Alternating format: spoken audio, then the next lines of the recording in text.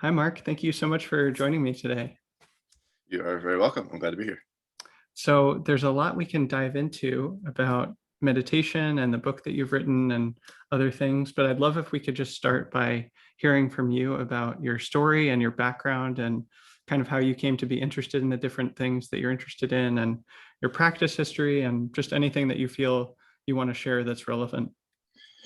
Yeah, I'll do my best. I don't know where to click Zoom and stuff like that. So please feel free to interrupt me.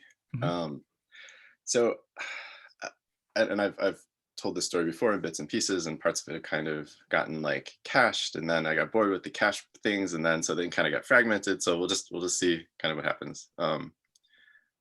So I think I started with qigong, like a particular style of qigong.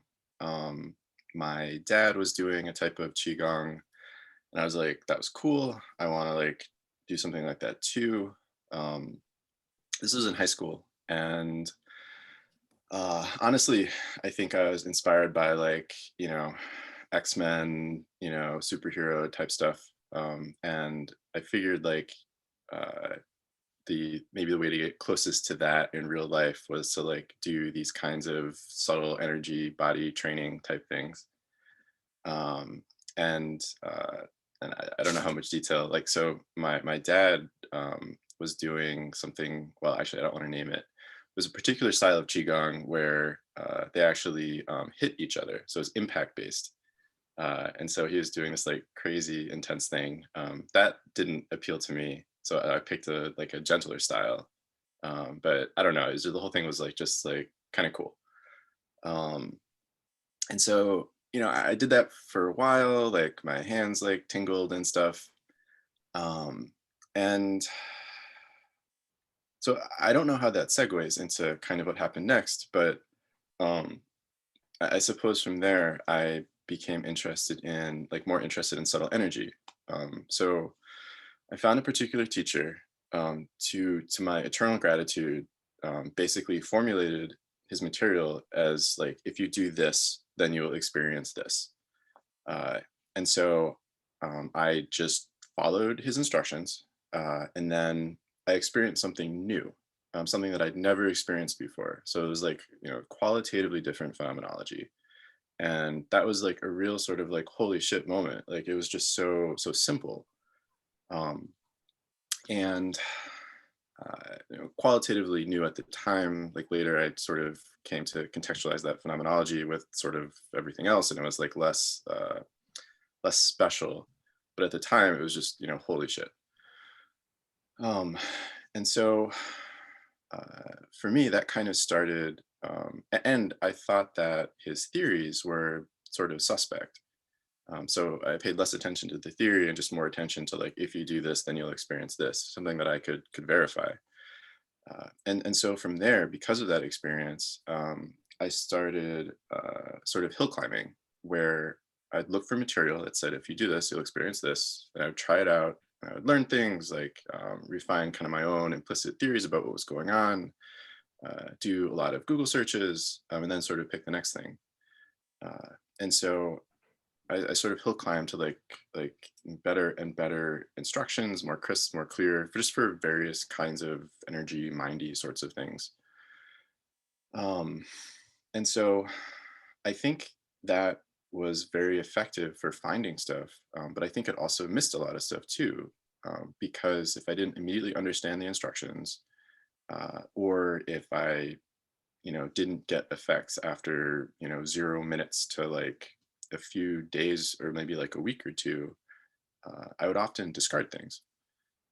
So it was a powerful method for kind of walking through stuff, but also I think it missed a lot of things too. Let's see. Oh, and I think another important thing is this was right around the time when Amazon was more of a thing. I don't know the timelines. I personally discovered, Amazon Books, Google Books, Google in general, Google Scholar, WorldCat, and decades before, like none of this was really available. So I think that having access to all these things and also learning how to use them, learning how to craft like Boolean queries. Later in, most people learn how to craft and or parentheticals and that kind of stuff. But eventually in this story, like I'll get to college, and so I had computer engineering, electrical engineering, computer science training, and I think that helped in kind of crafting like ever weirder, ever more complicated kind of Boolean queries into Google and whatever. People learn how to do that, but I was just like, wow, I can make these really weird with like a lot of parentheticals with. I think that I just kind of had like a personal culture of like really refined searches into like this space of stuff. Um, and uh, and this sort of dovetailed with my like pathological inability to interact with authority in like various ways. So it was like a good and bad combination. I had access to all this material that was maybe unprecedented in history, give or take a few decades. And like I had trouble sort of learning from like actual people. And so I was just interacting with these resources. Um, and somewhere in there, I had already been like extremely interested in pedagogy. And so I was just incredibly frustrated with all the material that I was finding. I was very just critical of various teaching methods in general. And so this kind of just sparked like all this kind of stuff.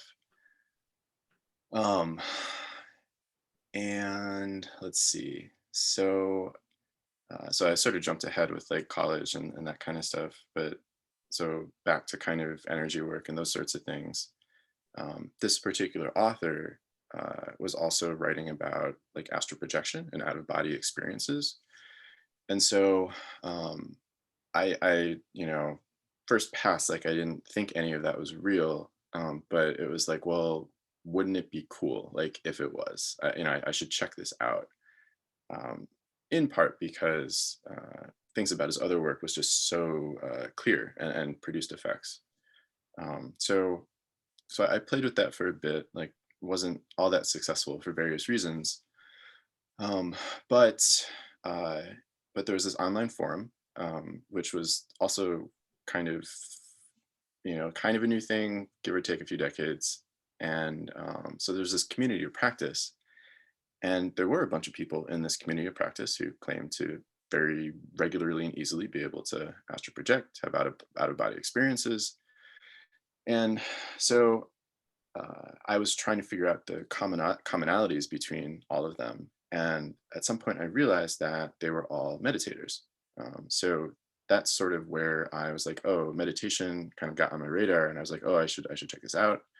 Um, and then and so okay, and so then somewhere in there, I'd also encountered Ken Wilber, and one of the things that stuck with me in his work was sort of putting like East and West or Western psychology and an Eastern spiritual practice kind of like on equal footing and saying like both were important. And so I think that seeded a lot of things kind of later down the line. Anyway, I tried meditation, and yeah, I just something about it, like I knew there was something like very deep and important there that quickly kind of became more interesting than the energy work. And so like a little bit of like sexual tantric, neo-tantric type stuff, the astral projection out of body stuff, it just immediately sort of came to the fore. um, and let's see. Oh, and around that time, this was kind of somewhere in college. I was taking engineering courses, physics courses, and those courses talked about energy. All this like woo stuff talked about energy, same word, but clearly something incommensurate. And so that friction, I think, also like really forced me to be like ever more sort of analytical, ever more kind of trying to resolve inconsistencies and contradictions. The engineering, to some extent, kind of taught me how to think kind of in systems. And like somewhere in there, I became more interested in physiology, more interested in neuroscience, and kind of learn the ways in which like the brain kind of creates experience, and learn more about lucid dreaming. Became especially less interested in astral projection out of bad experiences. I finally had one. It was like uh, really, yeah, it wasn't super interesting. Um, and let's see. Yeah, so I kept like pushing the limits of the meditation resources that were available to me. There were ways in which I got stuck because I wasn't interacting with teachers, presumably. So like I kept hitting up against the limits of the material I was working with, and so like that sort of became like, all right, I'm going to do this better eventually. I got deeper and deeper into Eastern phenomenology and Western phenomenology, Eastern philosophy and Western philosophy. I just kind of kept digging, and then also academic journals, neuroscience, that kind of stuff. Um, and yeah, let's see.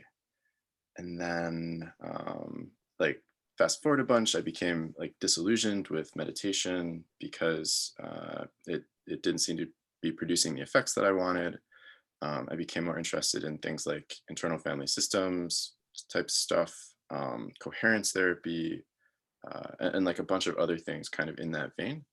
And one thing I noticed was that all of them seemed to produce initial effects, but at least for myself, like started to produce diminishing returns. And so I was trying to figure out what are the commonalities between all of them. What are like the laws? Like what are the abstractions that transcend like each individual practice? What's like the space of all of them, and what's actually going on? Um, and so around then, like I encountered other communities of practice that helped me get deeper into Western philosophy, introduced me to sort of new frameworks and schemas for like thinking about different pieces of like mindiness. And then, and so I was still developing techniques. Like I wanted techniques that were, better, faster, more fine grained, like more actually touching the actual territory, less kind of less kind of conditioned or like kind of embedded in like whatever ideas or beliefs that the creator kind of started with. So I wanted to like kind of figure out the whole space, kind of as I said. And so at some point, I realized that I was cycling a little bit in sort of progressive insight terms, which I picked up from Dana Ingram, his work, and so I realized that that was happening, and I was like, okay, whatever I've been doing, it's starting to do obviously meditation-y things, and so then like I went back and doubled down on meditation, and then put everything I was doing like within the framework of meditation. And so that was like just a few years ago. Oh, somewhere in there, I wrote folding, which I guess we might talk about. Um, and then, so yeah, so a few years ago, I made some bets on my material. Um, I sort of reasoned out like the thing that I'm doing, like should work, and so I doubled down on it. In the course of all this, I had like really hurt myself experimenting, and that's sort of a whole other story. So I was like very driven to like sort out like what had happened to me. So I doubled down on my material, and it just yeah, it worked for me. And then as I got more understanding about safety, I slowly introduced it to other people. Um, uh, and so now like a bunch of people are playing with it. I'm like very confident, at least in principle, that my stuff does what it says on the tin. Um, and we can talk more about that, I guess. And here we are, I guess. Probably left out a bunch of stuff, but yeah, okay, that's the thing. Mm-hmm. What were the bets that you made about your own work? So, uh, the kind of one pithy way to like frame my stuff is like if if something's like good to do, um, do that with some like hedges and qualifiers, and allowing what's good to change. or one's under what and allowing one's understanding of what's good to change. If something is bad, like, don't do that. And so like I just kind of figured that if I sort of committed to that and just ran with it, then it should like reconstruct or reproduce uh like sort of all the good things and like the different traditions that were worth getting. All things being equal, caveat, caveat, qualifier, qualifier. Um, and so like I at the time like I kind of needed that. Um, I sort of had to kind of save myself from the situation I was in, like personally and interpersonally and whatever. And so I just sort of went for it. Yeah. So. Hmm. I'm still not sure I understand what, like, maybe you're being vague for a purpose, but like, what was the sort of shape of the bet that you made? Like, is it something like if I wrote out my material and people try it, then they'll benefit from it or something like that? No, this was for my personal practice. I see. But the bet was something like the benefits of doubling down would be worth the opportunity cost and risk. That was the bet that I sort of made. I see. I see. That makes sense. Okay. Okay. And you were right. Yeah, yeah. I mean, that was the longest kind of personal bet that I've made, sort of several years long, and now I'm just exploring how to make longer bets. Mhm. Um, and yeah, it worked. It worked. Interesting. Yeah. So let's dive into the folding document, as you mentioned. I think I read this either shortly before or shortly after I met you. And I had been familiar with Gendlin focusing and read several books about that and practiced it myself to some extent and found it quite useful. And it seemed a few things struck me about the book folding that you wrote when I read it. One was that it seemed like it was trying to be an extension of focusing, and that was an interesting proposal to me. And also, and we'll come back to this, I'm sure, but it struck me as being exceptionally clear and rigorous in a certain way, very precise and thoughtfully constructed in ways that I'm still not sure I fully understand or appreciate. But it was clear that you'd put in a lot of care into writing that document, and uh, a level of care that was unusual for something that I might read like that. And so uh, there's a few aspects of that that I'm curious about that we'll probably get into. But one would be, could you just describe what that document was and what you were trying to achieve with it at the time? Yeah. It was really so in the community of practice that I was in. I really wanted to kind of like put sort of my whole deal out there in a way that sort of interfaced with all of that stuff. And at the time, like that document was sort of the culmination of like everything I knew as best I understood it. And since then, I've like come to understand the limitations of it. I consider most of it, well, uh, I consider pieces of it deprecated, and I think there's still a lot of value in it. And there are just parts of it that things that I misunderstood, things that I didn't get right, and which might be fun to talk about. Um, and uh, so, in addition to kind of sharing all of that, uh, the driving impulse was sort of writing in a way that was like impossible to be misunderstood. At least that's like those are sort of the words in my head.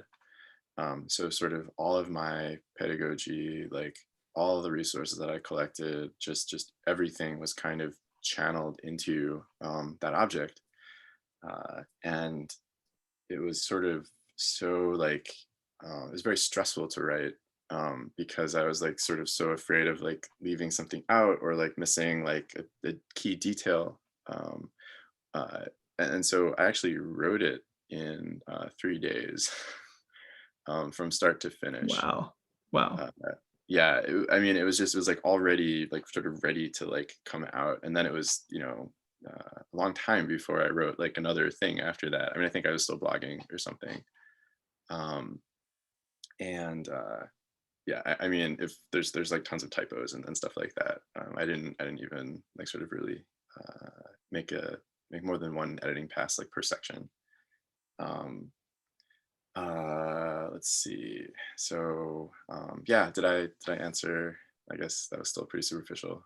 Well, sort of rolling back in time to when you wrote it, not knowing what you know now, what was the document describing exactly, maybe in relation to focusing, and like what was it purporting to try to let you do or something like that?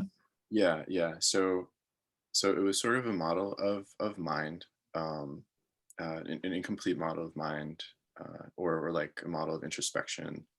The method itself was intended at least to be sort of a complete transformative method. Um, and then there was also instructions for phenomenological exploration in general, so that people could recreate some of my results. So it was like a little bit of a treatise on like how to do phenomenology, practically speaking. Um, and then there was some phenomenology uh, descriptions of various phenomena, uh, including like the relationship of language, so like a bunch of stuff. And then so then the practice itself was like a way to at least as I understood at the time, kind of transform belief, etc. um and let's see. Yeah, yeah. um yeah, What was the it's relationship of that technique to Gendlin focusing as you understood it at that time? oh let's see.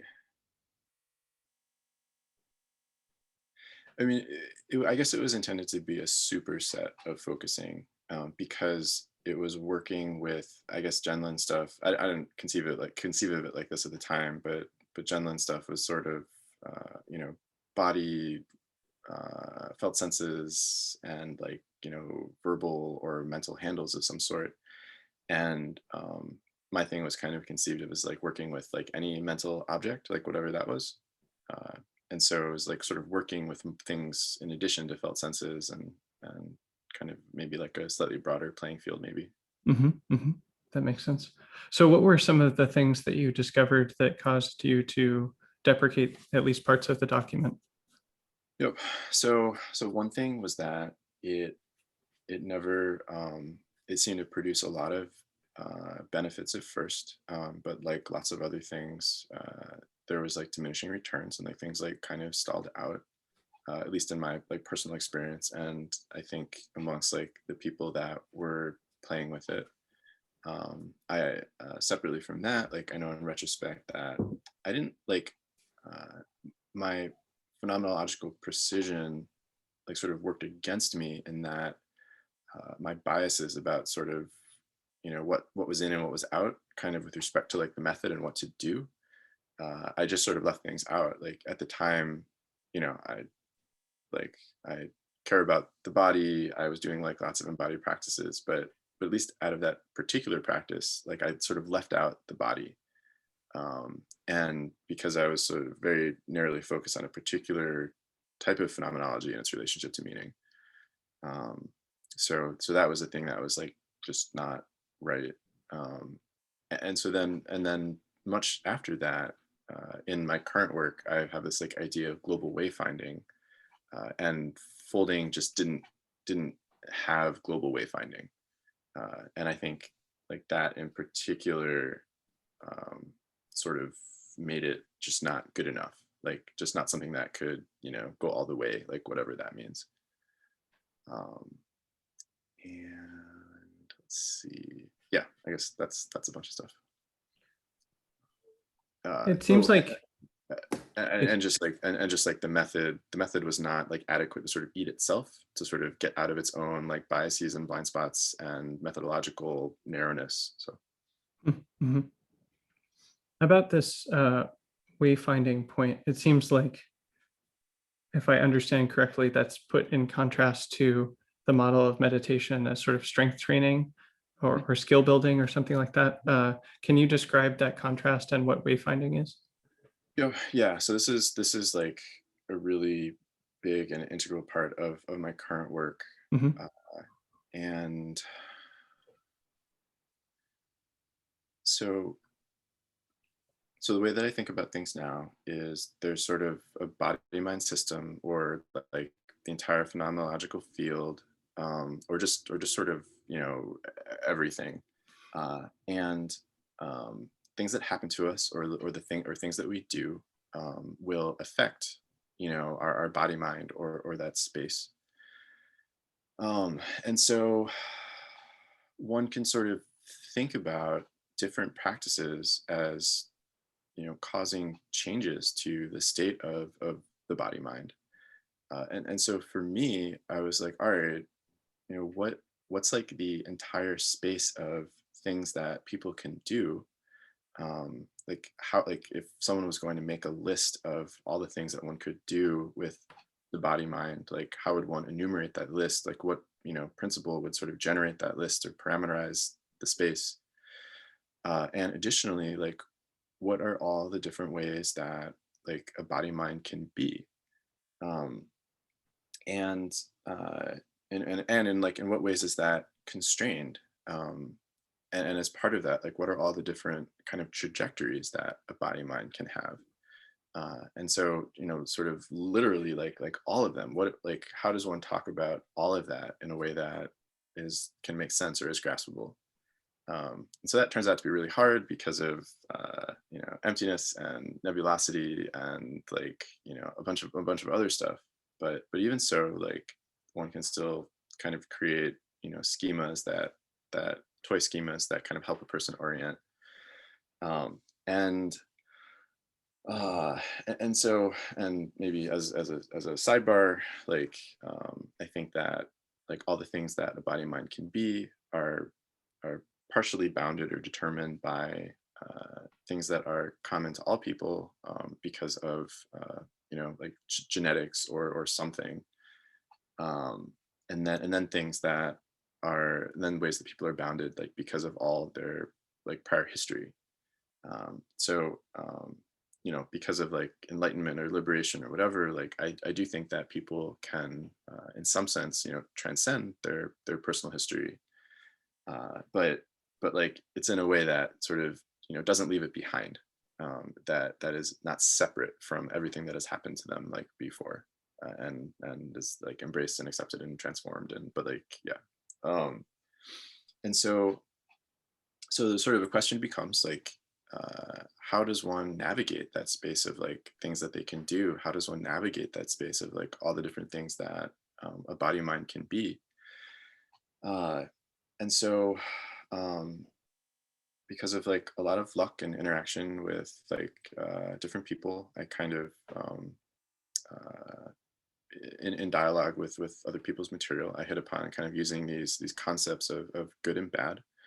um, you know those concepts or words have uh, problematic or challenging like connotations, because laden with like authoritarianism or religious values or those kinds of things, or just moral values or self-judgment. um, uh, but like I sort of couldn't find like other words that were like kind of close to what I meant. The other side of it is that sort of the whole point is to not inappropriately reify kind of good and bad, but to just allow those two concepts to like flow and change and be reclaimed by a person, and then one's understanding of what those mean will change over time. And I think like if all goes well, one sort of moves into a more a conceptual space and sort of sees through those things as like artifices or tools, but also like it helps to like frame ethics and like skillful choices and behavior and well-being and a bunch of other stuff. So anyway, um uh anyway, global wayfinding is the practice of making those moment by moment choices about what to do on the basis of kind of like what's good or bad to do. And so kind of tracing a path through the different states that the body mind can be. And so I don't mean like jhanic states or things like that, although that's part of it, but I mean sort of uh, like a more hesitate to say static, but like a more stateful kind of thing as a person kind of grows and changes like day by day. Um, and let's see, where am I going with all this? Um, uh, oh, right. And so so a way to navigate this is one sort of can't one may have ideas about the kinds of things that would be good to do or the kinds of things that they want or the kinds of ways that they want to be. But one of the implicit tenets of all this is that you sort of don't know ahead of time. Like you just don't know. There's provisionality, and kind of because of the way things work, sort of holding fixed goals can kind of gum things up and make things kind of not work as well. And so, like, I sort of have a thing of like, you like want something until you don't. Like, you have a goal until you don't. So, like, I don't think people should, deny or like suppress things that they want. Um, but but it's like if you're able to like hold the things that you want loosely, then like lots of good things happen. Like what you want changes, and in ways that are constructive. Um, anyway, so so given all that, like I sort of try to point people at like better, however like they initially conceive of it, and then like with good feedback loops, things start to sort of transform in like the better direction, and then also people sort of start to hit like the constraints of like the system. So like the mind can't arbitrarily transform. Um, it can sort of get from point A to point B, but it can't sort of go in a straight line. It has to like do a bunch of other stuff first, and that's sort of where the wayfinding thing comes in. So you don't know exactly where you're going. You don't know exactly how to get there. You don't know exactly what it's going to look like, but the methods, which I'm still leaving kind of vague, allow you to navigate like under that uncertainty, under that sort of isotropy. Like it's like really hard to navigate when you're sort of in this like fog of war. It's kind of initially. It's a terrible analogy, but anyway. So yeah.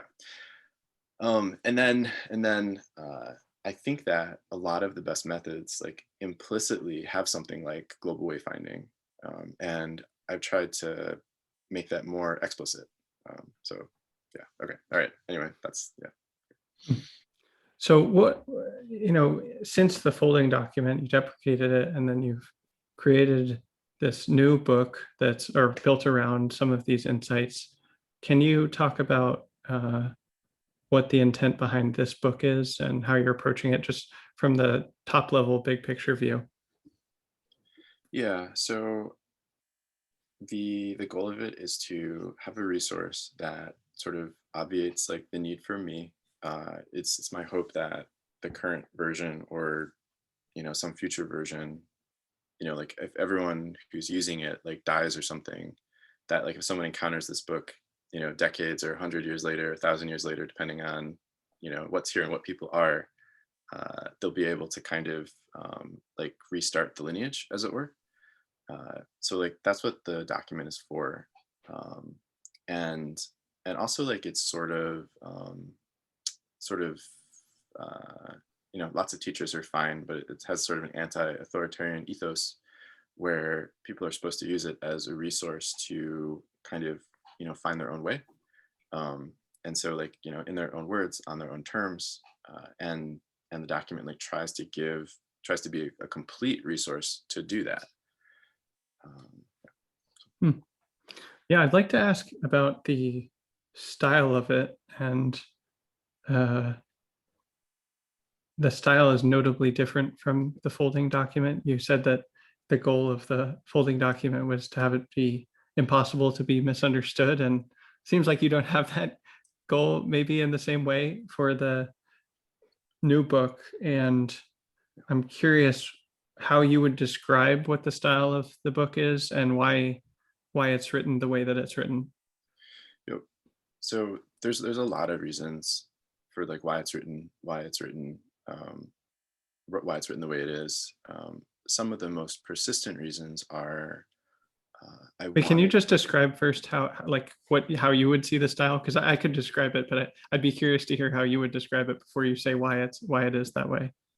yeah. I mean, I think that it's there's plenty of there's arguably plenty of prose, but it's written sort of less as prose and more of almost like a blueprint or a schematic, where the writing kind of creates like a schema or a structure, and then a person sort of has to study that schema or structure or interpret or text interpret or uh, so not all of the sections are kind of accessible from sort of a first read, and other writings like that too, but maybe this material particularly so, and that wasn't so part of the reason for that, is because uh, I feel like if I sort of expanded it to like its full length or sort of made it clean prose, at least at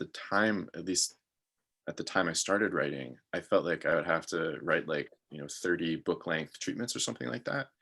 So like it's like even though it's like a huge document now, it still feels like very compressed to me in a lot of ways. That does like demand a lot from the reader.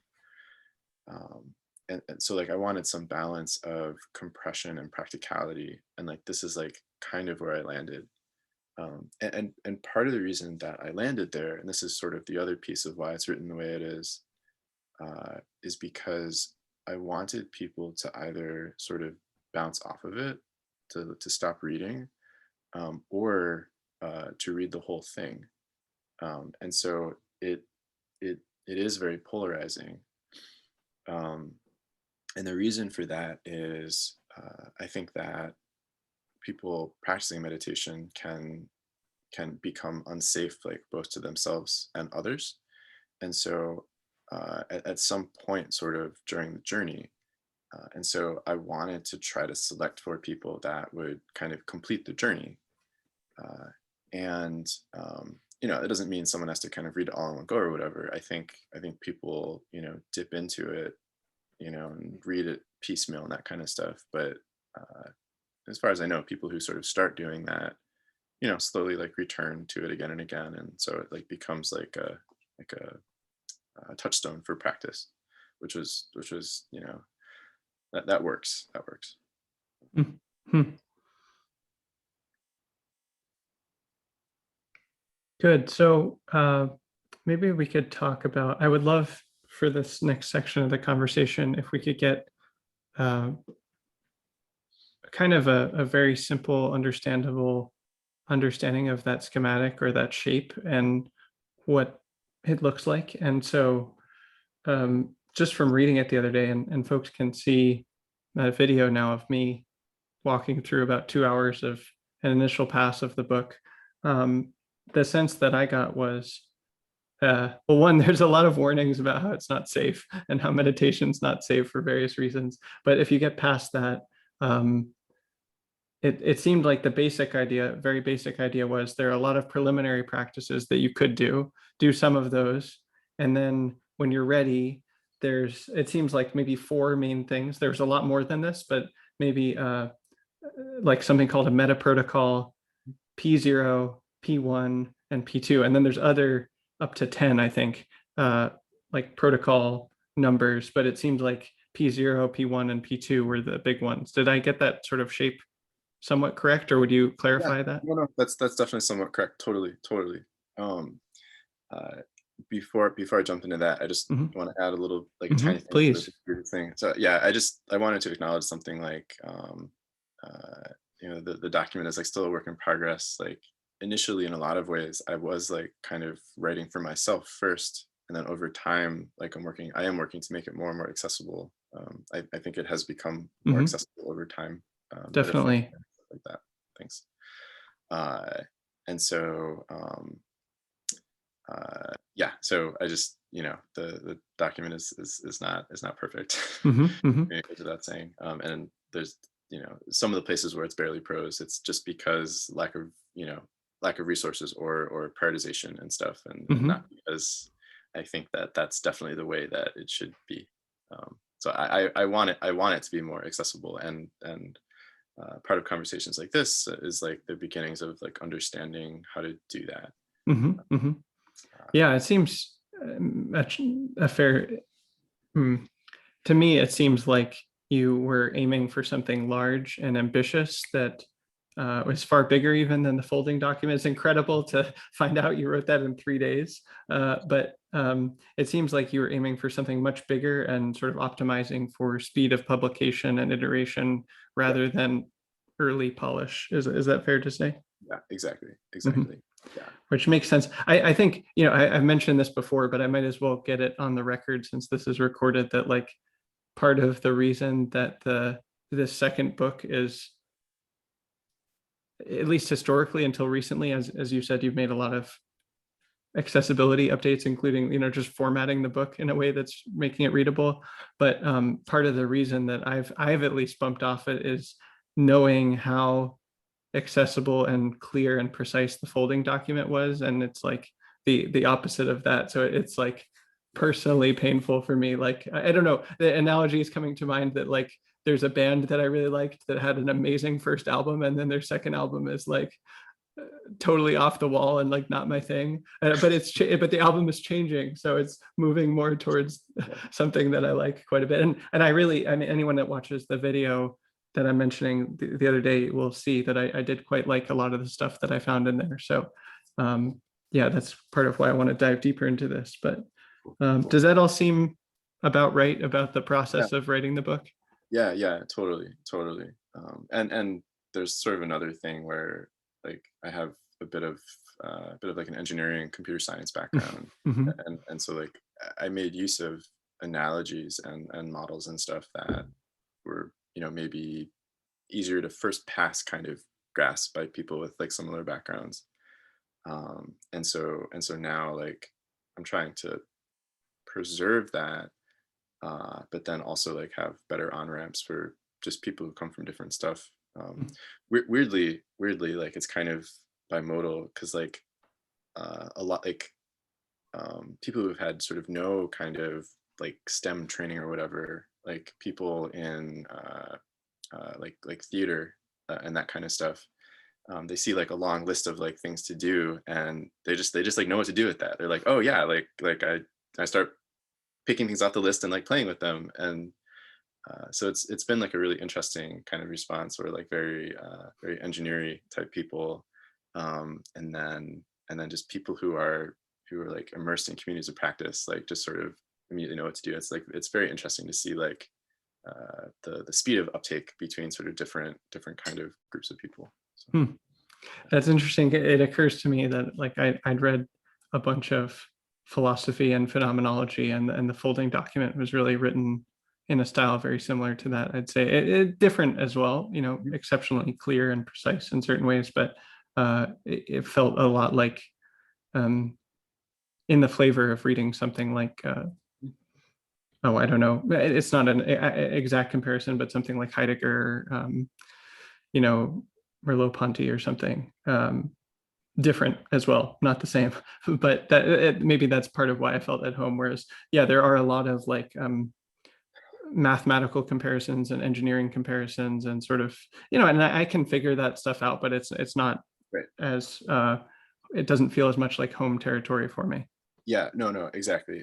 Yeah, it's people can decode it, and it just it might take more than one pass if one sort of hasn't already been kind of staring at that kind of stuff for like a bunch. Hmm. But I think it's still totally possible for any lots of people to just pick it up and figure out what the heck it's doing. Hmm. It also has more influences of like analytical philosophy for better and worse. So Mm. Interesting. Interesting. Yeah. So yeah, I took a pass at describing the structure of how the different sort of protocols relate to each other, but I'd be curious to hear how you would describe that. yep, yeah. So there's four-ish parts. There's the meta protocol. There's the preliminary / auxiliary practices. There's the main practices. There's the creativity, unsticking protocol. And then there's like a whole interpersonal thing. And so the main, the main practices are sort of supposed to be like the workhorse of the whole thing. Um, and in particular, sort of not quite what, as you said, but kind of as you said, like there's a few that sort of are, for I think most people, like more prominent than others, like especially like main practice P2.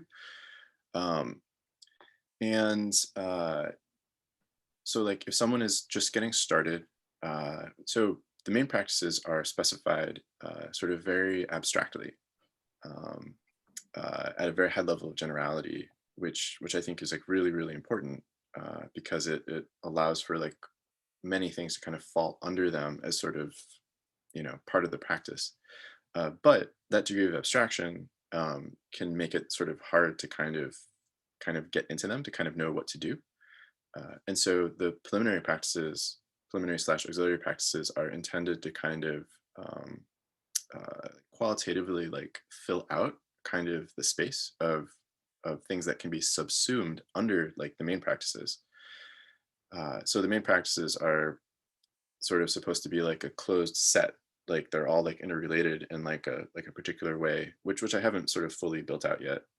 But like there's sort of a closed set where the preliminary slash auxiliary practices are like ad hoc and messy and open ended. They're sort of supposed to like meet people where they are and kind of, you know, just be a place that people can kind of, feel out kind of all like the space of possibilities.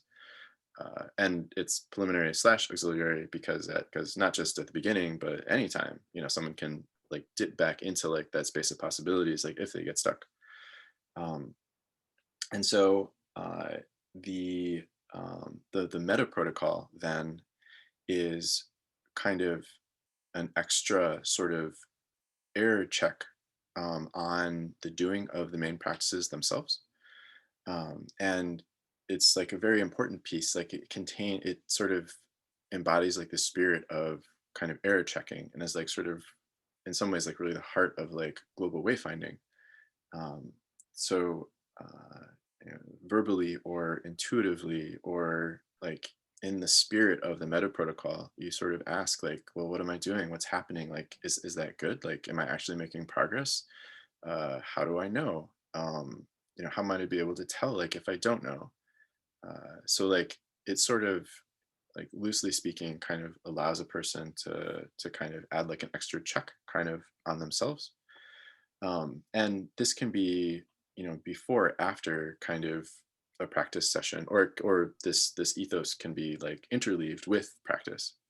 um, and sort of like for completeness, like there's, as part of the meta protocol, there's like a meta protocol, meta, and this is performing sort of the same check on the meta protocol itself. So like that's like, meta, it's like kind of like convoluted, but there's the, at top level there's not that many moving parts. And yeah, so it's like if people get stuck, there's the preliminary auxiliary practices to turn to, there's the meta protocol, meta protocol to turn to. um, and then if someone gets like really stuck, there's a creativity slash like unsticking protocol. And that has a person, try to do new things, try to do things that they've never done before. um, a- and so uh, these are sort of like linguistic schematics. Like the real practice is like the thing that the words are pointing at. And like my rendering in language is like definitely not going to work for everybody. People need all kinds of different practices and traditions depending on like sort of where they're coming from. Uh, so, you know, so I tried to essentialize it, in the way that was like kind of best for me, and just also in like the most general way I possibly could.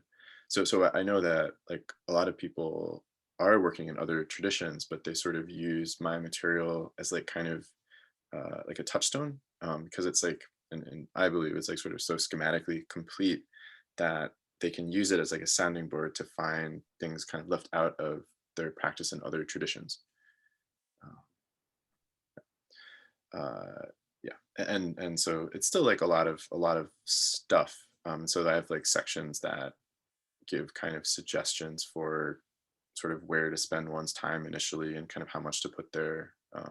But eventually, like people's feedback loops kind of get better and better and better, and people start to make their own choices about where to put their time and what to do and that kind of stuff. Mhm, mhm.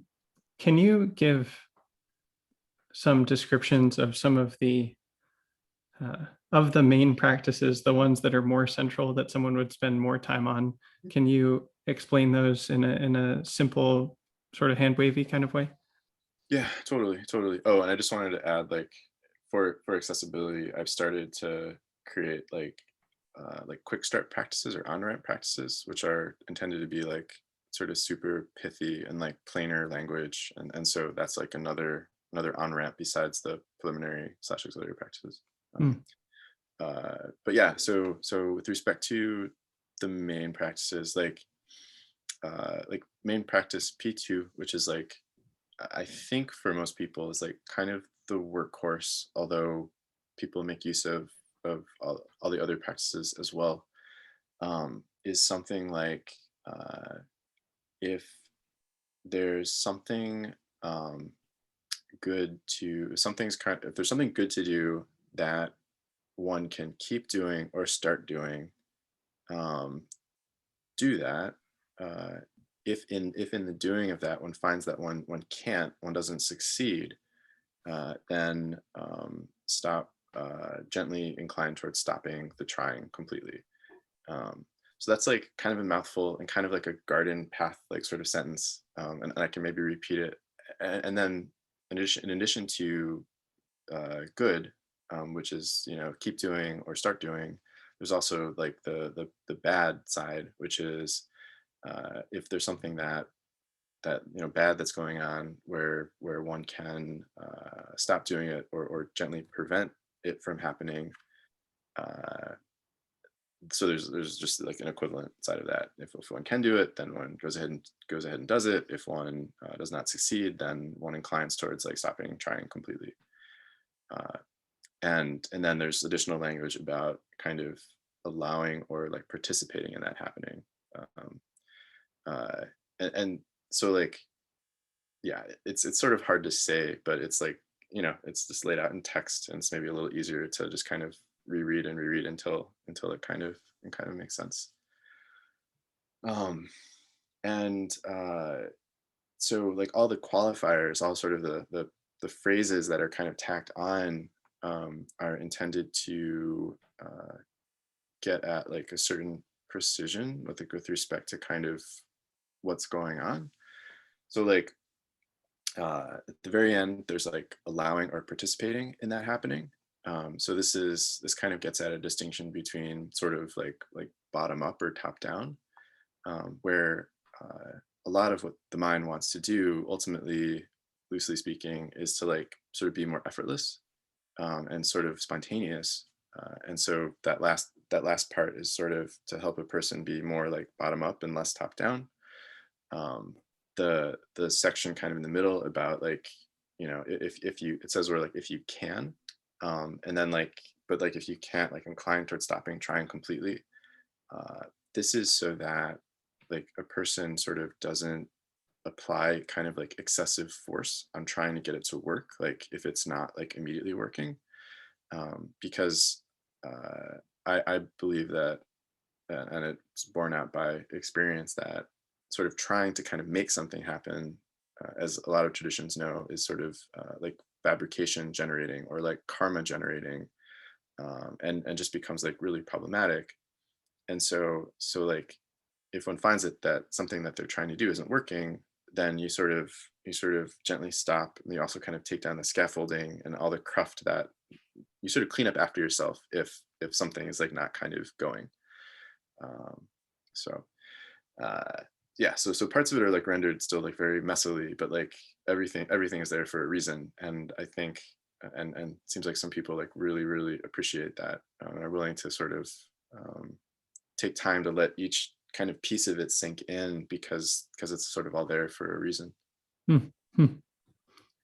What what are the How would you describe what the shifts are that might happen as a result of doing these kinds of practices? Or, from the wayfinding metaphor, like where are some of the ways that you can go, or the places you can go from doing these styles of practices? That's a great question. And this is sort of yeah. Well, um, this kind of gets into like, how is it similar or different to kind of the long run of like various other meditative traditions and paths. So it's just a great question. Um, uh, but before that, just like very initially, like some people who try it, um, once like they kind of get a feel for it, sometimes say things like, "Whoa, like it seems like things are going to the right place," or it seems like, or stuff is like settling in a way that I've never experienced before. So not everybody has said that to me, but uh, that's the kinds of things some people have said in like an uncorrelated way, between each other. So like long run, if someone is doing uh, error correction and getting good feedback loops and getting a feel for the territory, and getting like this idea of sort of better, and sort of making kind of longer and longer kind of forays like into the wilderness, and kind of getting like a really good shape of the landscape and starting to predict kind of what's out there, both explicitly but also like intuitively and implicitly. um, I, uh, I really want people to kind of like truly master this method, truly master this way of kind of navigating the possibilities for the body mind. And so like it's it's sort of not surprising to me that people start encountering things that look really similar to aspects of things that people describe in other meditative traditions. Um, so like uh, things like emptiness or non-duality or centerlessness, or I say like this is an awkward phrase, but like locuslessness, or like phenomenal isotropy, where the whole phenomenological field like sort of lacks like sort of preference in like a particular sense. So like uh, I personally believe that a lot of that kind of stuff that's like maybe more attainment-y or flashy, or even just kind of like talk aboutable, um, is it's like not exactly incidental, but uh, I think those things are important because there's something about the commonalities of how the body mind reconfigures to like afford like more and more progress and like more and more flexibility. So I think those kinds of experiences, or states or stateless states, um, just like say a lot about kind of how like the whole thing is like structured and how the whole thing can transform. Um, but I still see them sort of as like in other ways like incidental milestones, like the cool phenomenology or like the commonalities in those experiences like sort of aren't the point, which of course a lot of traditions say. But I'm more interested in like the transformation of desires and desires about desires, and preferences, and behaviors, and that kind of stuff. Um, and, and so the the long run thing, um, is something like I talk about structural fluidity. So it's like when a person starts, it's like a lot of parts of the body mind are sort of frozen. They're like ice. Um, and then as a person engages in these practices, like stuff starts to melt, starts to become fluid. Um, Fluid is like not quite the right analogy because there's still structure, but that structure can kind of flow and move. So hence like structural fluidity. Uh, when a person is sort of fully structurally fluid, which I think is possible, and takes thousands and thousands of hours. Uh, it's like a person can kind of like flow to take the shape of their environment in terms of preference, desire, plans, behaviors, goals, like that kind of stuff. So the analogy is like you've got water, and then you can pour it in different containers, and the water spontaneously takes the shape of different containers, whatever the shape of the container is. So in a similar way, once a person becomes structurally fluid, they can sort of take the shape of sort of their life situation, regardless of what the shape of their life situation actually is.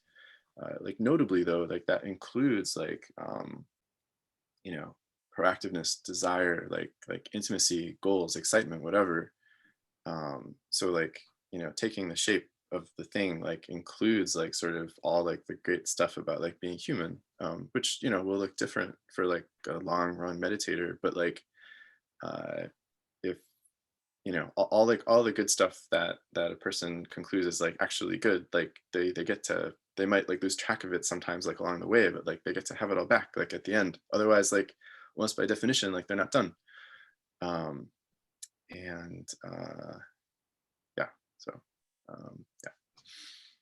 Is it fair to summarize what you just said as these procedures or protocols lead to a wide variety of positive outcomes, including things like meditative attainments in concentration or insight, but also ethical developments, behavioral developments, psychological updates, but not limited to these categories, but including them?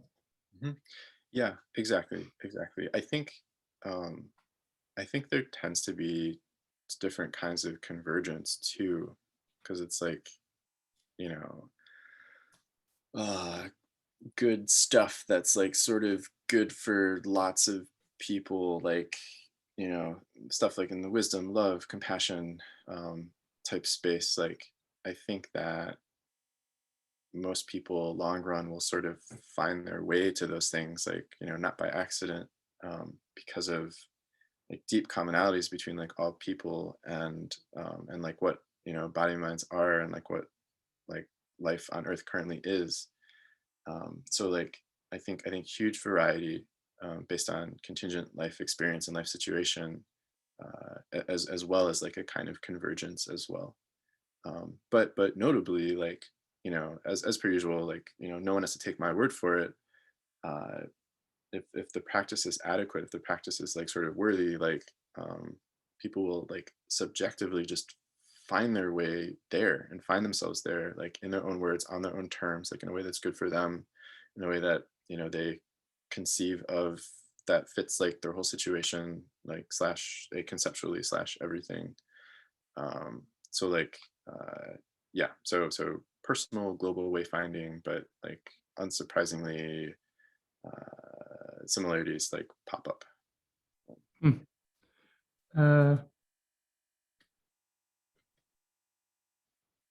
I guess part of the question that comes up is, as far as I can tell, you have done most of your practice outside of established lineages and are claiming that the methods that you teach or are promulgating lead to some of the things that traditions traditionally say that their methods can lead to. Uh, why would someone trust you or trust these methods if they're not tested by or even validated by people that, the claim of lineage is like you can trust this long line of people that have gone through the process and they've sort of vetted the procedures and the techniques and the people over time such that you can place trust in them. So why should someone trust you, or even why would you claim to have knowledge of or access to some of these attainments? Mhm. Yeah, great question. um, let's see where to start.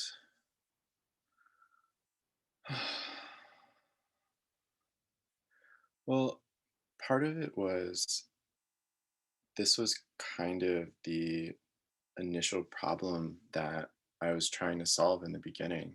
Um, you know, I had my own kind of contingent issues with authority and with like learning directly from mentors and teachers. So like, this doesn't like, prove anything, but just by way of kind of framing things, like it the whole thing is like sort of designed to like help a person, you know, make progress like outside of an established lineage. And partly uh, and partly I would say that works because of like the really broad categories of like, you know, good and bad, or whatever. I mean, some people you do use like different words, and as we said before, like sort of the connotations of those words need to kind of be like disentangled.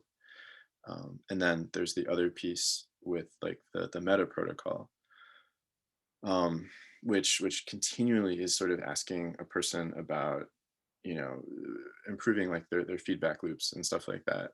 Um, so uh, so so some people encounter the material and kind of like what I did, like it sort of contains within itself like its own like proof of adequacy, where it's like, you do the things that are good, you keep like error checking like what you think good is, and then if like you keep doing that, then you sort of can't but succeed.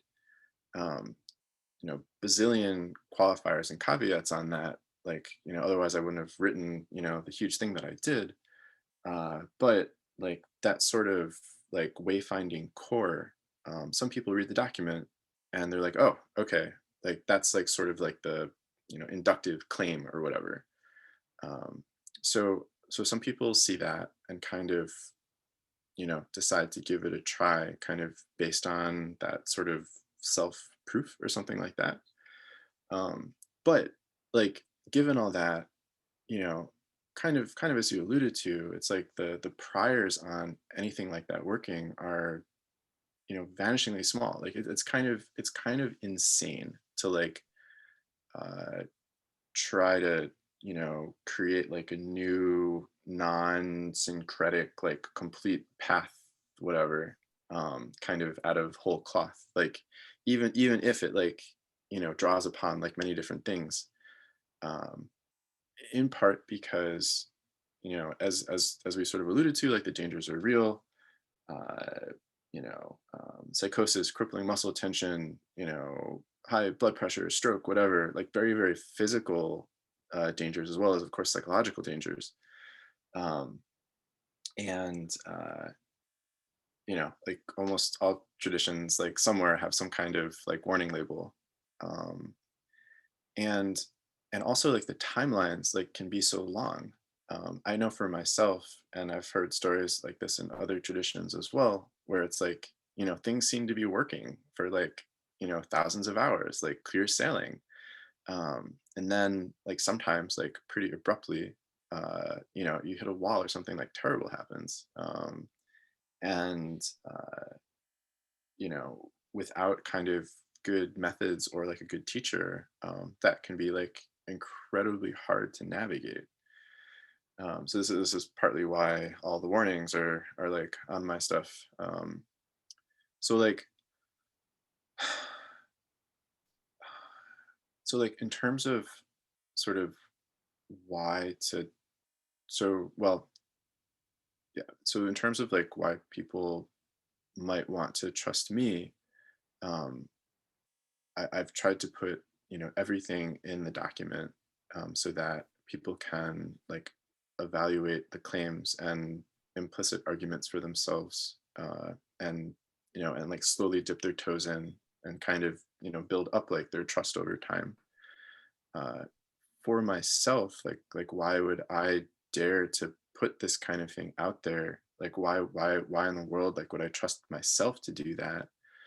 um there was just sort of a long process of like making sort of every mistake that I could like possibly make, and then like making even more mistakes and then more mistakes, and then like hurting myself, and then like understanding like why I hurt myself, um and then like thinking that I sort of had it figured out, and then like 2,000 hours later, like hitting a wall, and then that happening again and again. And so like if I could sort of like lay out my progress, it was like, like a huge mess. And then like um at some point like the messes became like less and less. And like in terms of sort of like an untangling or an untwisting or like a responsive sensitive stability, like things just after x thousand hours things just kind of like smoothed out. Um, and part of the way that I'm determining my progress is like this sense of like untangling or untwisting, like in a really really visceral way. That's not like the only thing. Like I'm using many feedback loops, but like the burn down chart just became like very smooth. And then has like remained like kind of unchanged in its like derivative or whatever, for thousands of hours. And then prior to that, uh, you know, like a lot of other stuff was happening for thousands of hours. And then things that looked a lot like things in other traditions like started to happen. Um, and then also like long before that, I was getting sort of clean solutions to life problems that no other method that I'd ever used like sort of were able to kind of fully and cleanly touch. There's sort of a cliche or a cognitive bias around like the last thing you try is like always the thing that works. But even kind of noting that, so just have a like an insane amount of sort of personal evidence, as well as like kind of making every conceivable mistake that I could like possibly make. That's kind of where my like kind of unshakable trust or whatever comes from. Mhm. You know, but like yeah, I could still something I could still learn like something was wrong or incomplete. And then, of course, this is like only in principle. Like my experience is only rendered imperfectly in the document, which will then be interpreted imperfectly. So sort of a whole chain of things that need to happen. And my stuff is not the right thing for everybody, et cetera, et cetera. But that's kind of like where my own self trust comes from. Um, yeah, so many mistakes, and then finding solutions to those mistakes, and then checking it against like so many different things. And then like the final piece of that was slowly introducing it to other practitioners, and then monitoring them like very carefully, to see if the things that they were experiencing sort of tracked like the things that I was experiencing in like kind of the right order along kind of the same timeline. um, uh, and to sort of check for kind of empirical statistical safety, as well as looking for like prerequisites that I left out, because like I did a bunch of crazy stuff before I kind of designed the first iteration of this thing. And so then there was a question of like, did would other people have to do those crazy prerequisites, or was the thing rendered like well enough that that prerequisiteness was encapsulated in the current thing.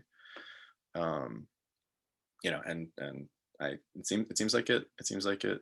you know peop, uh, People have all sorts of different experiences with encountering my material, but like enough people are having enough similar experiences that for first pass like something's like working ish. So Mhm. Mhm. Mm. Um, so there's a lot in there. Can you describe why a goal of this document is to obviate the need for you or a teacher? yeah, this was prior to deep insight into impermanence and non-eternity and things like that. But you know uh, I wanted something that could potentially scale, for just distribution purposes for people that this would be like good and useful for. um, I didn't know like if I wanted to be sort of like teaching this stuff for like the rest of my life or whatever. So like it was kind of like a way to get something out there that didn't necessarily depend on me, but that could still like benefit me and other people, even if I had potentially like moved on. That that perpetually like doesn't happen, as there's like always sort of more to do. I still like sort of only do this stuff like part time, sort of. Um, and Yeah, so it's kind of for sort of distribution, scaling, like personal, whatever reasons. Well, also like I was kind of making something for like other me's, kind of like it's certainly been useful to people who are not like me, but like for for anyone else who's out there that like just can't deal with teachers for good reasons or bad reasons, like I wanted there to be like something accessible that someone could just pick up and just like do the thing.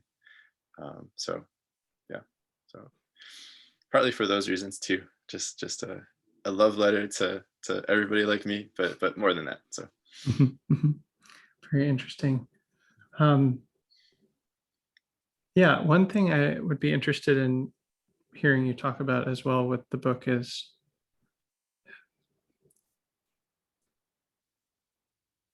there's this large emphasis on safety, mhm. and there's also, it seems to me, you have an interesting sort of related to that safety and also like maybe the benefits or effects of practice. Uh, there's something that I'm sensing from the way you talk about it here and in the book, that you have maybe a unique approach to both anecdata, stories about people doing practice, and also like statistical reasoning about patterns and causality.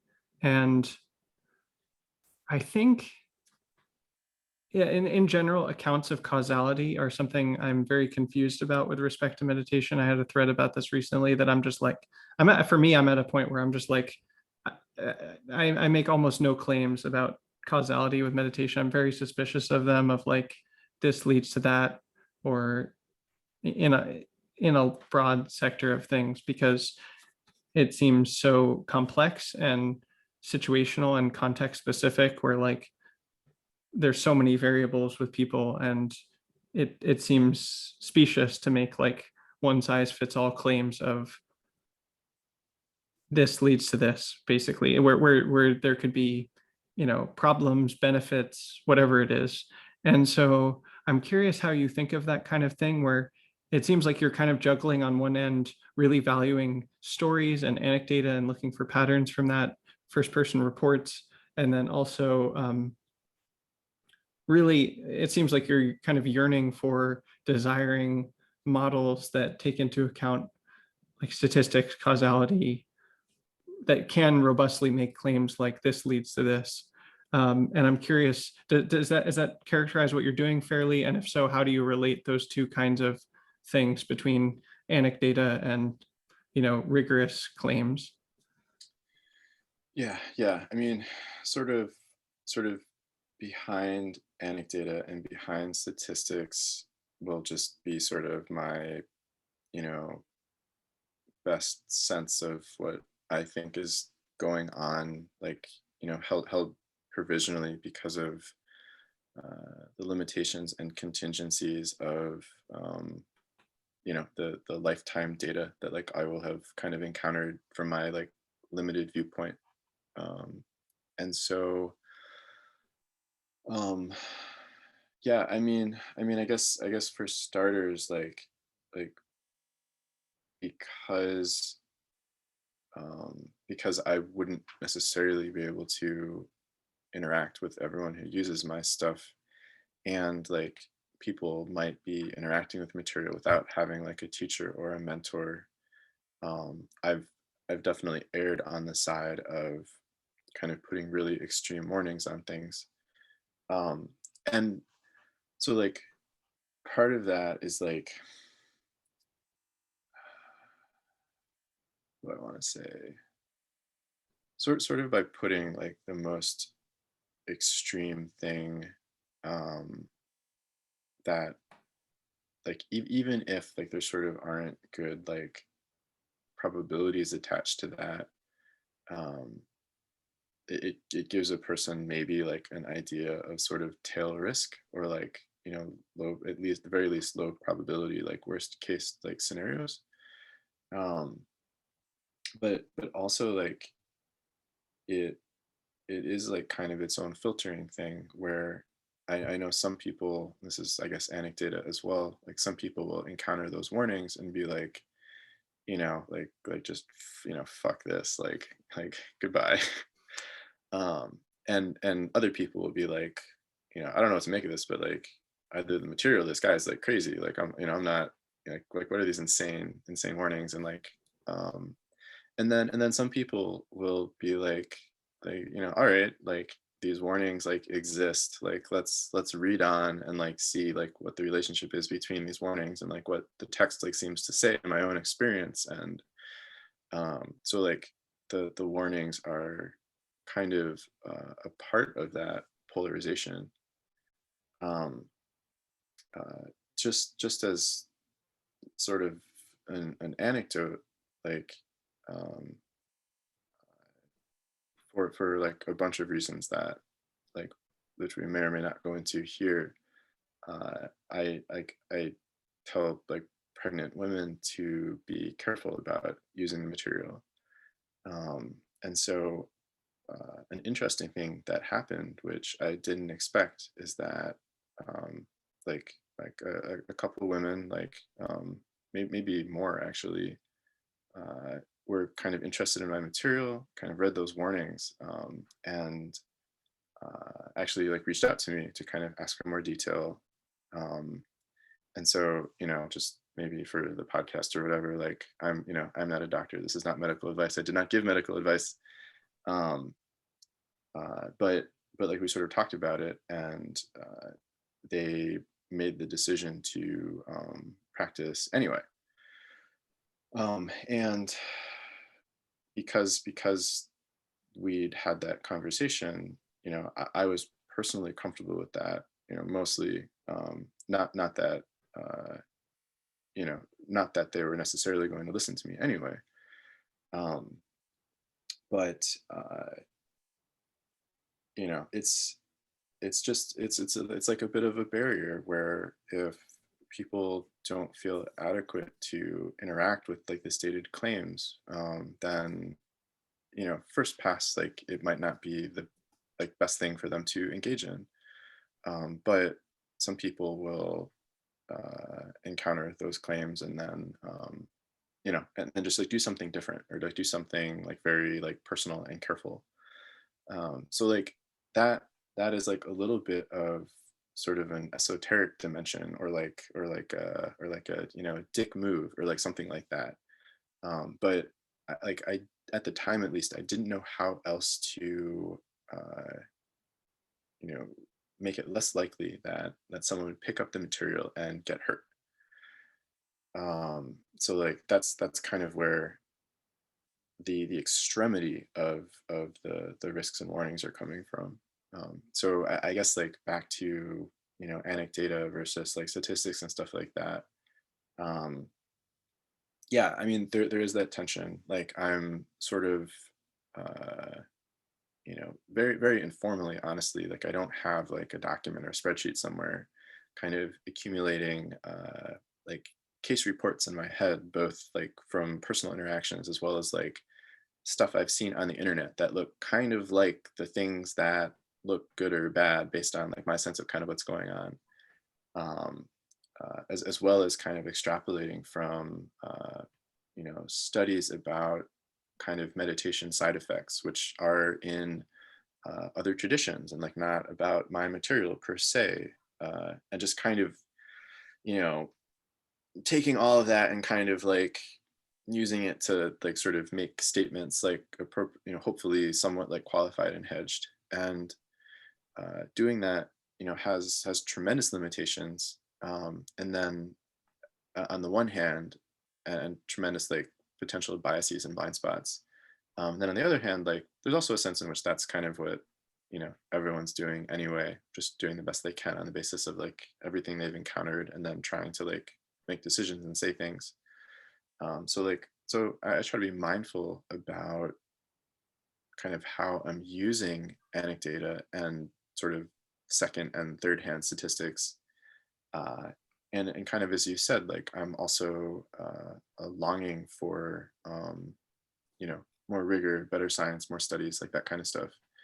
Um, but like that's sort of a question of kind of resources and priorities. Like it does seem like I'm slowly moving more towards sort of researchy, sciencey type stuff.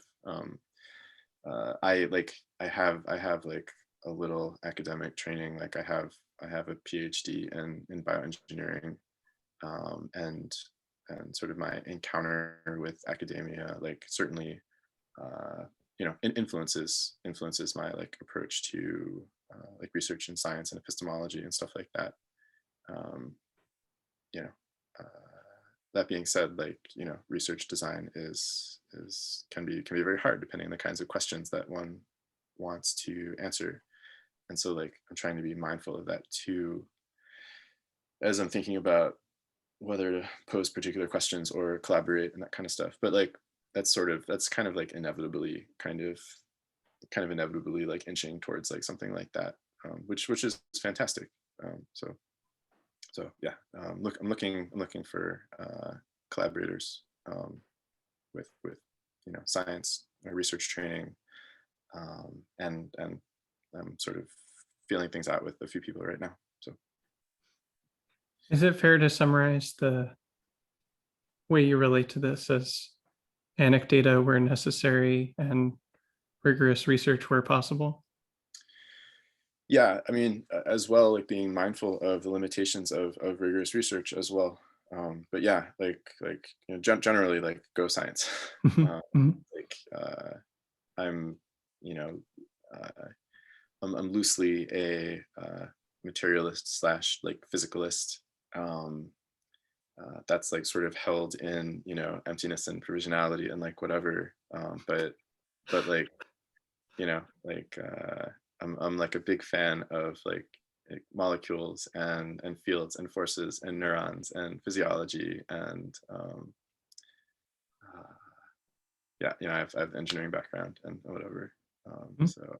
So and that continues to interact with like aconceptuality and non-duality and emptiness, and phenomenology and like luminosity, and so it's a pretty cool interaction. Mhm. Yeah, it occurs to me, we've been sort of circling around this anyway, but that like a lot of the themes that we've talked about are almost like you are someone who has done extensive meditative practice and is trying to teach, but has a sort of STEM background and an engineering mind and sort of a materialist scientific worldview.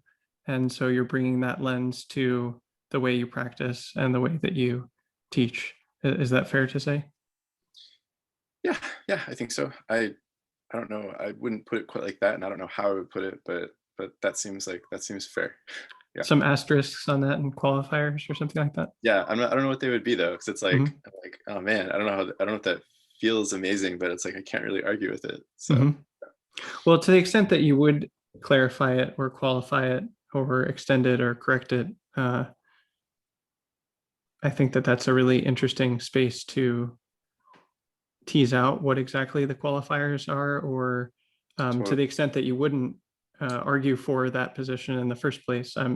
Uh, it's an interesting, even if I just took you as sort of a straw man, that's like an interesting position to take. It's sort of pedagogically fascinating, you know? Yeah, yeah, totally. And I think it's exciting to like from my armchair, like I have critiques about the interaction between like science and neuroscience and meditation, and it's exciting to kind of like slowly you know move into that space, like with my somewhat like tempered through lots of meditation, like kind Mhm. of like distrust of like institutions and authority, and like my hopefully like somewhat tempered like insane arrogance, and like I'm like, oh man, I might get a chance to like do it like the way that I think it should be done. um like but of course I'm like, as with all the meditation stuff, like I just would not have been able to do any of it had I had not had people to like kind of like argue with in my head. Um, Various meditation teachers whose material that I've like read and kind of springboarded off of. And then the same is true, of course, in neuroscience and like neurophysiology and all those kinds of things. So there's like this weird tension for me between like, oh my God, that's like so wrong. And then like I like couldn't have done anything without having those things as foils and like, and what the heck do I know and that kind of stuff. Hmm. Hmm. Uh, I so I was like sort of trying to do the asterisks in my head. I think I could say a quick thing about why that like Please. didn't feel quite right. It's like science is like a human institution with like human practices, like humans like humaning peopling with like a history, a culturally contingent history, and in kind of like meditation is sort of a disembedding from contingency, even as it's like radically embracing like contingency, um, and uh, and for all its faults, like postmodernism and that kind of stuff is sort of doing a similar thing in the cultural sphere. But I think kind of meditative practice and spiritual practice or whatever can you know sort of questions or deconstructs and reconstructs like the body mind, but that like extends out into like uh, the entire world and like into history and across time. Um, and of course, like the only way that it can do those things is by sort of kind of all of that like kind of in dialogue with emptiness and conceptuality. So not to like eternalize or absolutize or reify like any of this stuff, um, but like meditation like kind of expands to like sort of take into account like the entire world and the past and the future and everything, uh, and to like sort of disembed or question or critique or reevaluate or liberate from things. And so like yeah science, but like like the best version of science, like the parts of it that are non-authoritarian and like uh and not sort of built out of various you know cultural sludge and like that kind of stuff. um yeah, so like still excellence, but also like there's so much wrong with science as like an institution, and like yes like truth, but also like you know truth is empty, etc., etc. Anyway, like uh, yeah, just like the better version of all those things. Hmm. But again, like you sort of can't talk about the better version without like acknowledging the debt to like the worst version or something. Hmm. Hmm. Yeah, that makes good sense. Yeah. I'd like to ask about maybe one other thing, um, which is about the relationship of meditation to what might be called introspection.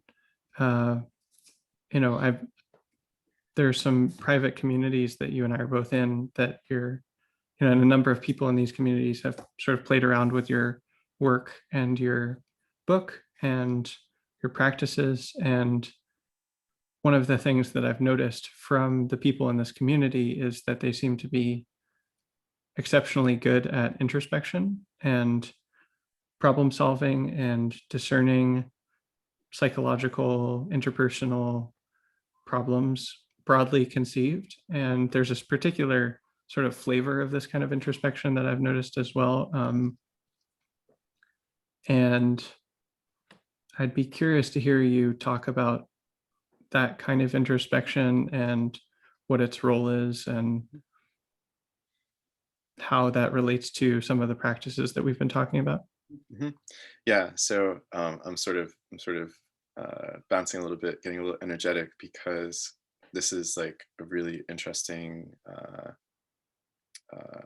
like sort of contact point between like various communities of practice, and I think like really contentious as well.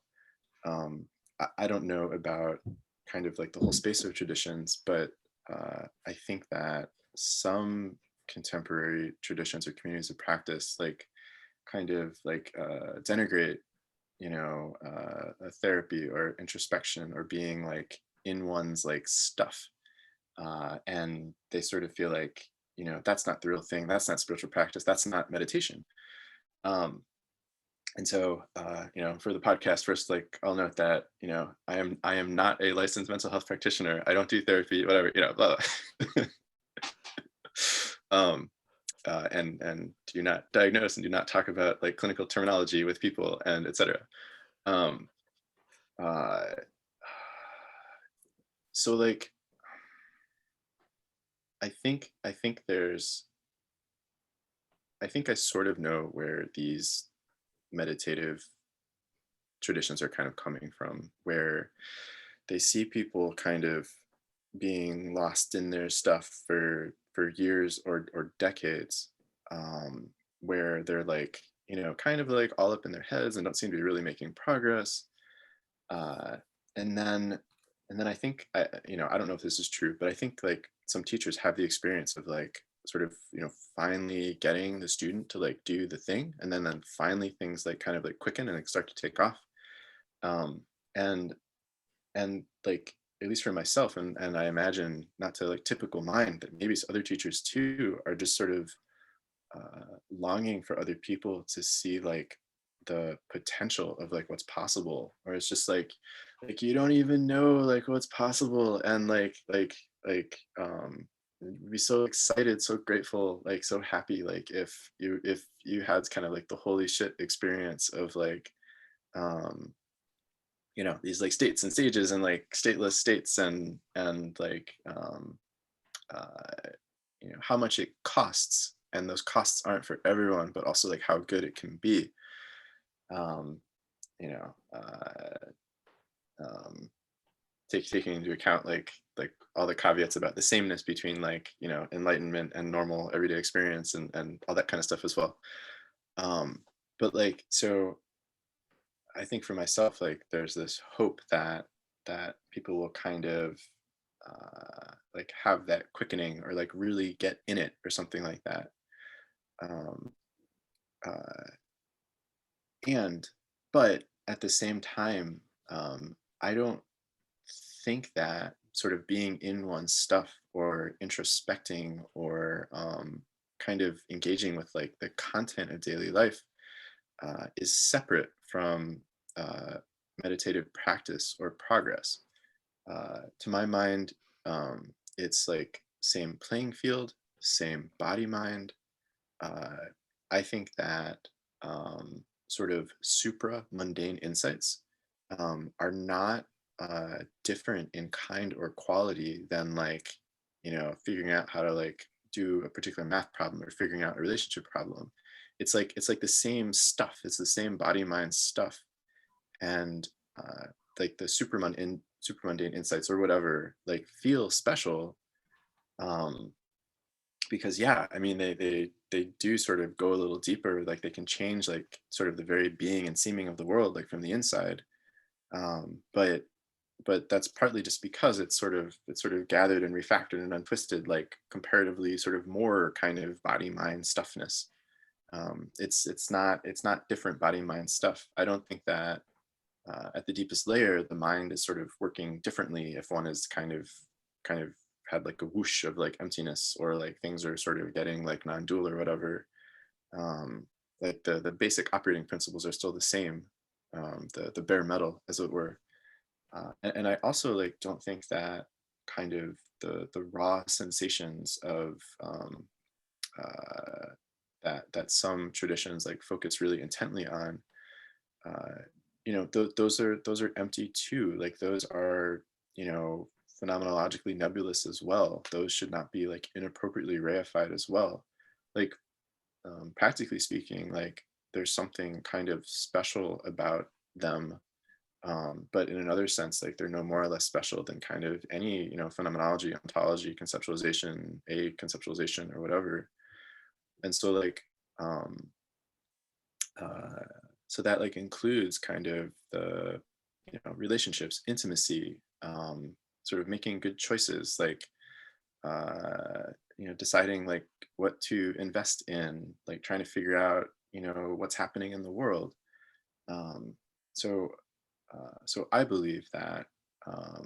So I sort of think of some of the more traditional paths, or especially like the more like super focused paths, as like depth first, which is a computer sciencey kind of term, where it's like you're kind of gunning for like pretty specific effects or insights.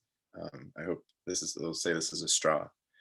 And then there's another thing, which is like breadth first, where you're kind of just walking the territory, like kind of changing things like as you go, but without like sort of really kind of gunning for something.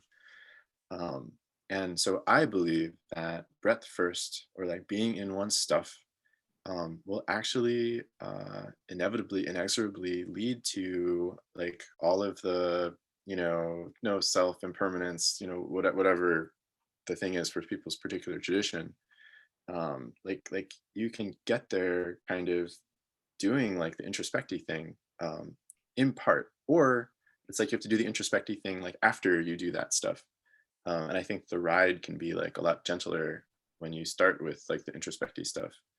um, I think that people get stuck and get lost in their stuff because they don't have global wayfinding.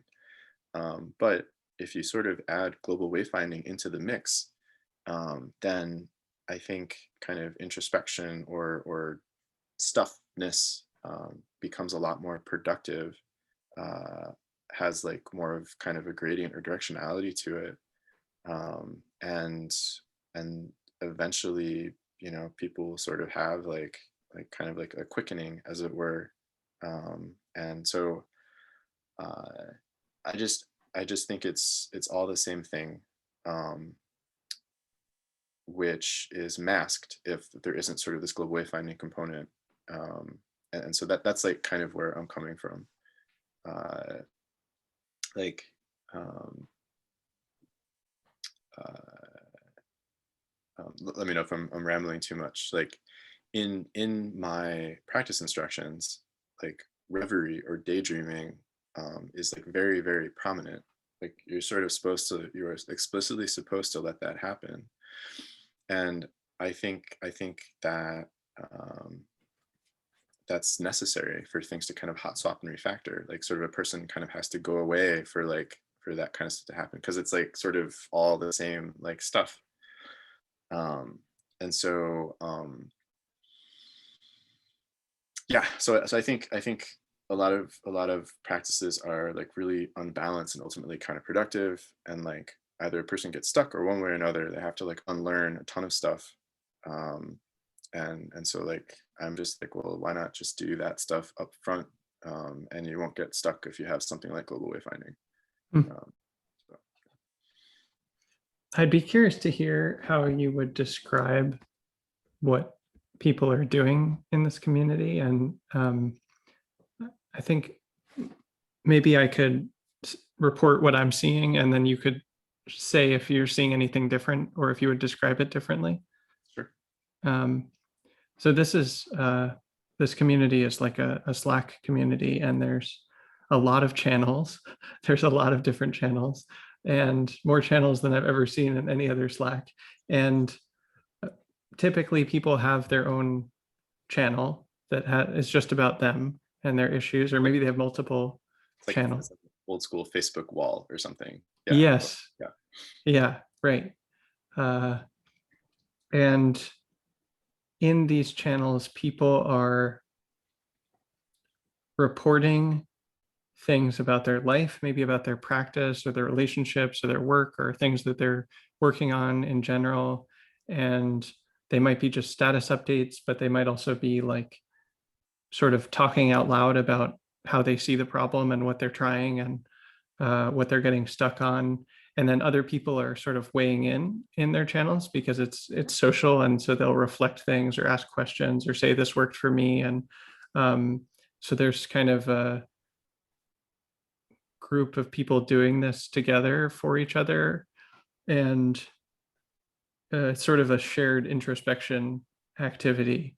And that seems to be the basis of like why these people are so good at it, that like they can uh there's people already doing it, and they can kind of like light a torch for other people to see how to do it and then do it themselves. And also it seems like there's kind of a proof of work type thing, where if one person gets really good at something, then they can report that to someone else. And so uh, people are sort of leveling up together, it looks like to me.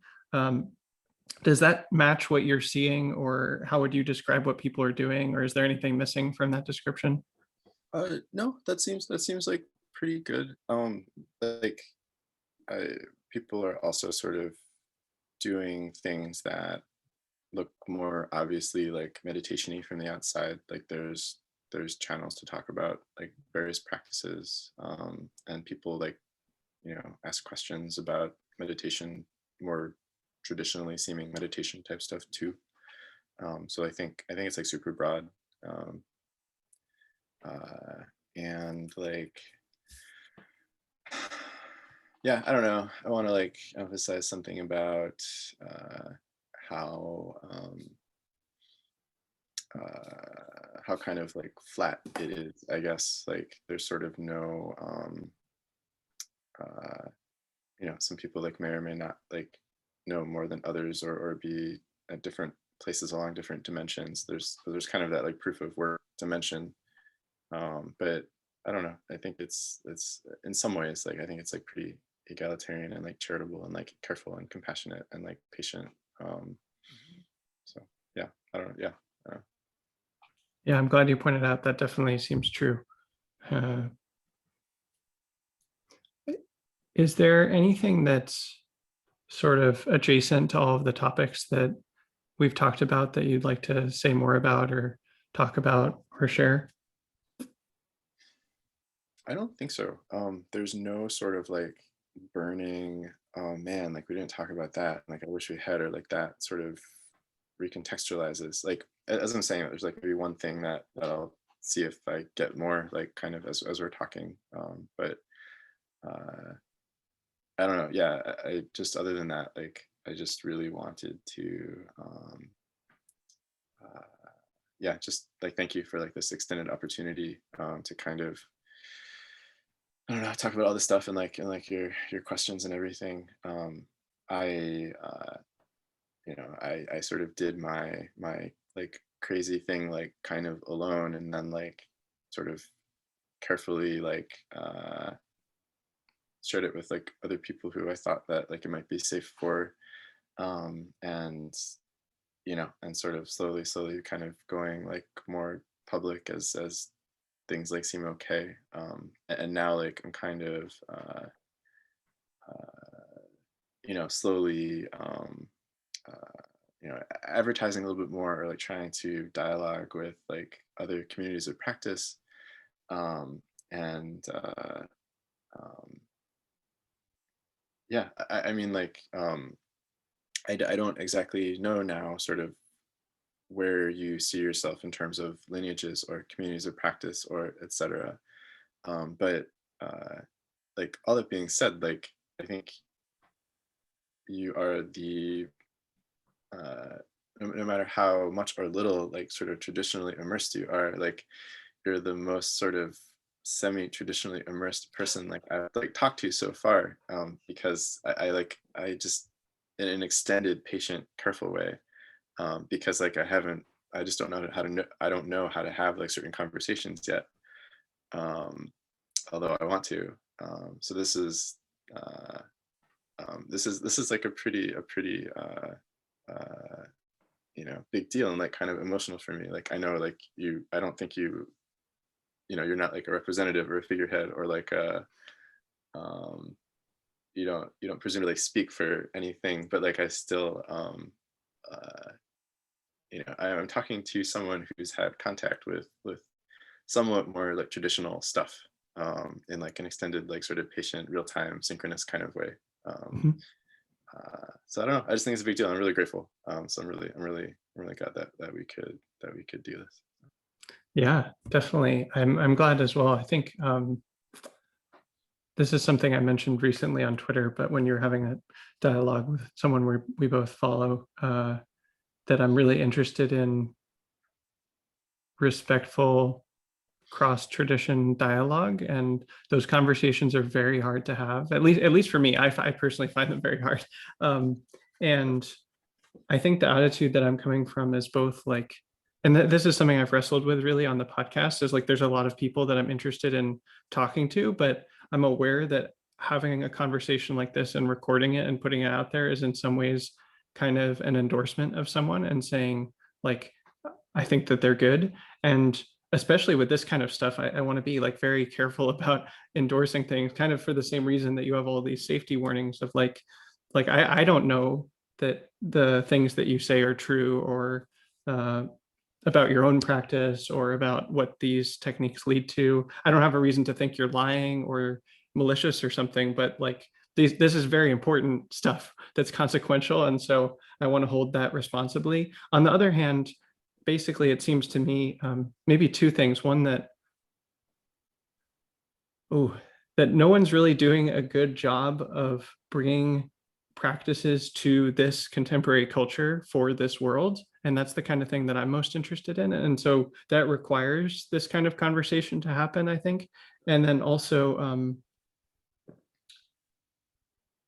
yeah, even if there are like differences of opinion or definition or pedagogy or something, like the fact that you've put so much work into the thing that you're doing, it's clear to me that there's value there, and it might not be everything that you make it out to be. Like I don't know, I just really can't evaluate that kind of claim personally.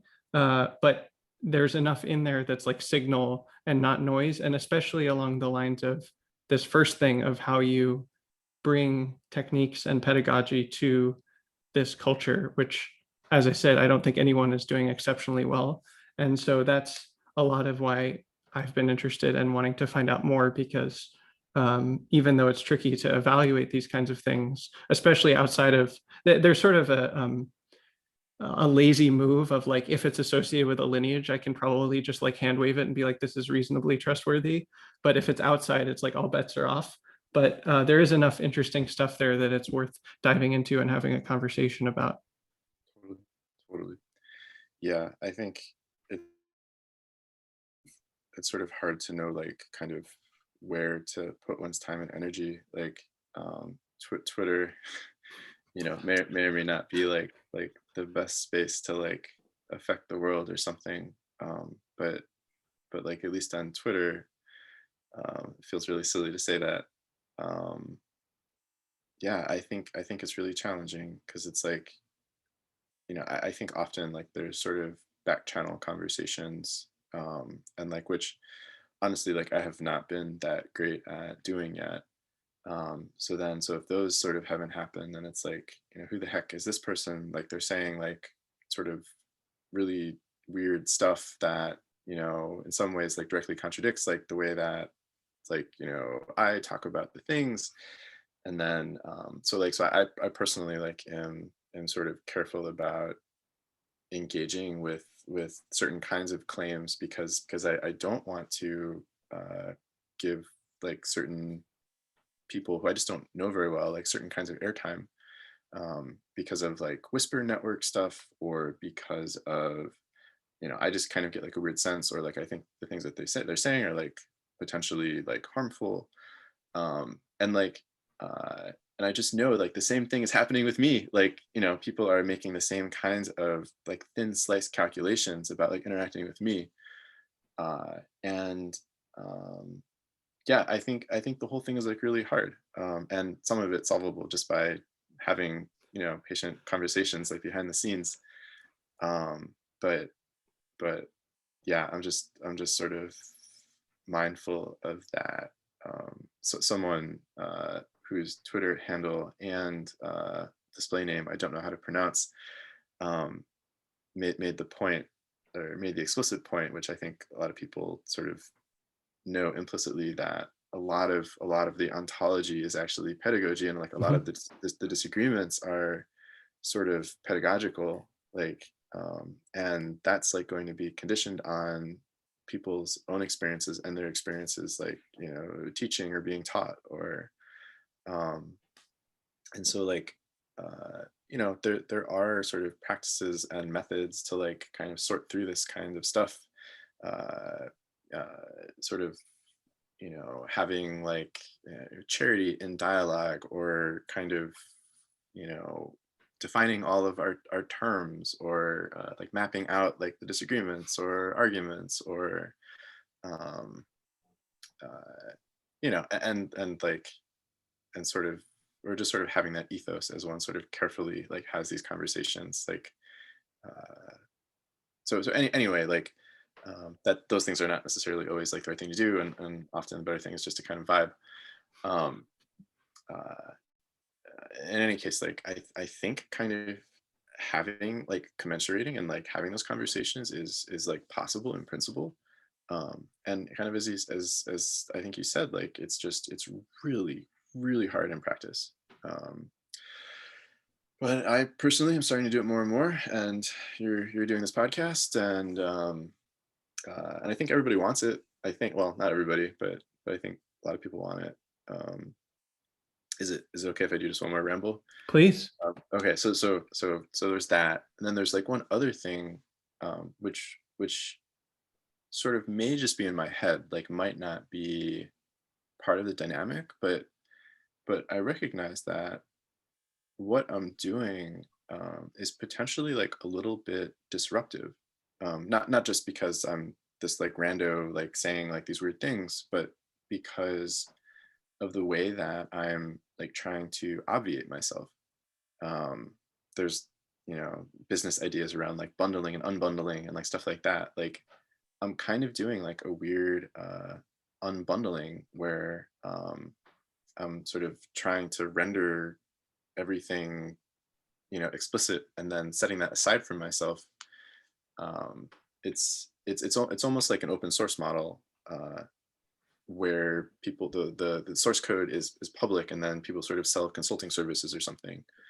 I There's just like a whole other thing. So like uh people do like donate or pay to like interact with me to like to some degree, and I don't think that sort of takes away from like the thing that I'm trying to do. Like some people just want to talk with somebody, um and I'm using what I learned from that, goes right back into the document.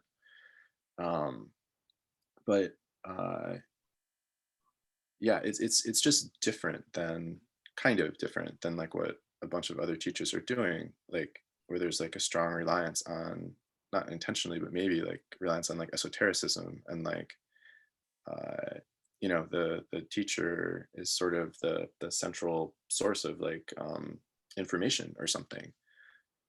And again, like I don't know if this is like actually the case, because I haven't done a ton of interaction, but like but it seems like myself and maybe like a couple other teachers are doing something just a little bit different about, around how they disseminate information, uh, and that might impact some teachers, like business models or something. Like maybe not now, but like maybe in the long run, unless I'm just like forgotten or something, which I hope not.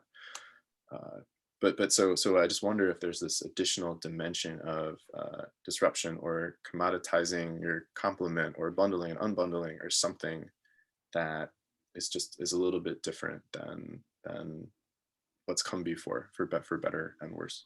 So Mhm, that's just mhm. like another dimension, like I'm sort of trying to track. Hmm. um, Definitely. Yeah, I think the that just reminds me of something that Soryu, my primary teacher, said of like he's kind of, amongst other things, like an amateur historian, uh, very well read, and he made this claim once that if you look historically at the progression of Zen and Buddhism, that if you like find the golden ages of Buddhism and look historically at what was happening right preceding those golden ages, it was like invariably an improvement, a radical improvement in communications technology. And then like as a direct consequence, the Dharma spreads. And I think that we're really seeing something like that in a contemporary way, where like even if I track my own training, I watched like a YouTube video from Shinzen, 12 years ago or something. And then I subscribed to his blog. And then I heard about Maple and the monastery. And like, that's why I started training there. And like, that led me down a certain path. And I think we're seeing something similar with your book and certainly other projects. I talked to Vince Horn earlier about his conception of, like open source Dharma and how to structure that well. And other people are doing other experiments. I'm doing my own experiments. And I see that leading to a kind of similar possible flourishing for practice and the Dharma in this contemporary society. Yeah. I mean, I think text-based transmission has its massive limitations. Video-based transmission has its limitations, and I think it's sort of a cliche to say, but probably like that just hasn't been that has not been tapped, and like the we're just at the very beginning of video and apps and virtual reality, augmented reality. I'm partial to text myself, but there's a lot of other stuff going on. And crap, what was I gonna say? I'm gonna try to figure out what I was gonna say really fast so there's not dead air. Crap. All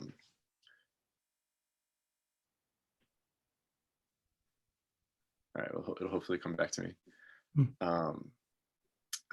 Do you want to try popping the conversational stack if you're in the mood, and then, or we can, yeah.